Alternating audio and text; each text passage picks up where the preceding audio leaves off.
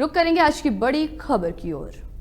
All India मजलिस ए इत्तेहादुल मुस्लिमीन यानी कि AIMIM के चीफ और हैदराबाद सांसद असदुद्दीन ओवैसी ने हाल ही में मुस्लिम युवकों से अपील की है कि उन्हें मस्जिदों को आबाद रखना चाहिए क्योंकि उनके खिलाफ साजिशें चल रही हैं। ओवैसी के इस बयान पर बागेश्वर धाम के पंडित धीरेन्द्र शास्त्री ने पलटवार किया है। उन्होंने कहा है कि ये ओवैसी का डर दिखाता है और भगवान करे कि उसका डर बरकरार रहे।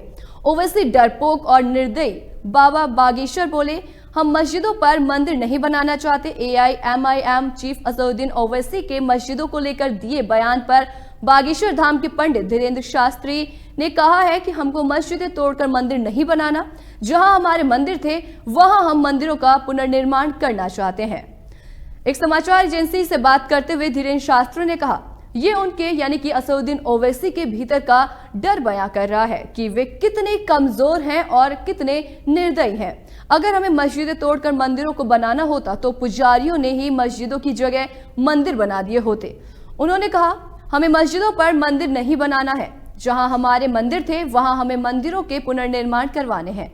अब अगर उनको ये डर है तो भगवान करे कि उनका ये डर बरकरार रहे। हाल ही में एक जनसभा को संबोधित करते हुए ओवैसी ने कहा था, युवाओं, मैं आप लोगों को बता रहा हूं कि हमने किस तरह से अपनी मस्जिदें गंवा दी हैं और आप देख सकते हैं कि क्या हो रहा है।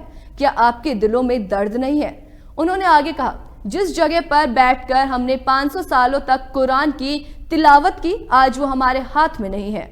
युवाओं, क्या आपको ये दिखाई नहीं दे रहा है कि 3-4 मस्जिदों को लेकर साजिशें चल रही हैं? हैदराबाद सांसद ने आगे कहा, जिन मस्जिदों को लेकर साजिश की जा रही है उनमें दिल्ली की सुनहरी मस्जिद भी शामिल है। सालों की मेहनत के बाद हमें ये मुकाम हासिल हुआ है कि आप लोगों को इन चीजों पर अब ध्यान देने की काफी जरूरत है।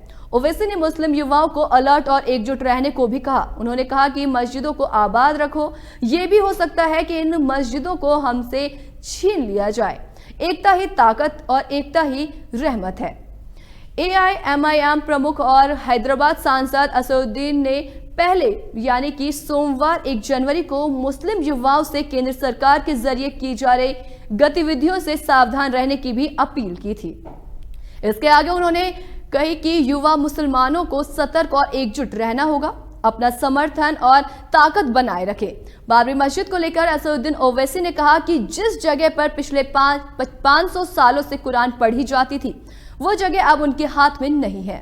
उन्होंने कहा कि युवाओं, मैं आपको बता रहा हूं, हमने अपनी मस्जिद खो दी है और आप देख रहे हैं कि वहां क्या किया जा रहा है। नौजवानों, क्या आपको नहीं दिख रहा कि 3-4 और मस्जिदों को लेकर साजिशें चल रही हैं, जिसमें दिल्ली की सुनहरी मस्जिद को भी शामिल किया गया है।